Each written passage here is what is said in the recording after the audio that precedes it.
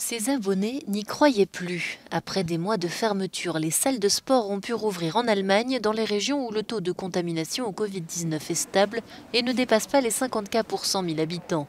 D'autres commerces jugés non essentiels ont rouvert ce lundi, alors que le nombre de décès dus au Covid-19 et de personnes en soins intensifs ont diminué ces dernières semaines.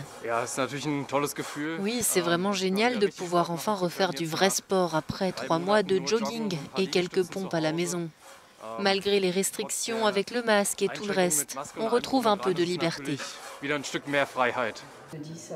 En France, en revanche, les chiffres inquiètent. Le nombre de patients en réanimation est au plus haut depuis novembre, atteignant 3 849 patients. Critiqués pour la lenteur du démarrage de la campagne de vaccination, les autorités ont commencé à accélérer la cadence ce week-end en ouvrant des centaines de centres de vaccination à Paris et dans tout le pays. En Roumanie, près de 3000 personnes se sont réunies devant le siège du gouvernement à Bucarest pour protester contre les mesures sanitaires et le passeport vaccinal. Face à une augmentation des cas, les autorités ont durci les restrictions en fermant pour 2 semaines les bars et les restaurants après 1 mois et demi d'ouverture. L'Italie, enfin, franchit la barre des 100 000 morts du Covid-19. Un an après le début de la pandémie, le gouvernement pourrait donc de nouveau placer le pays en confinement.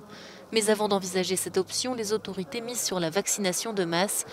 Le ministre italien de la Santé autorisera cette semaine l'administration du vaccin AstraZeneca aux plus de 65 ans et promet que cet été, la moitié de la population sera vaccinée.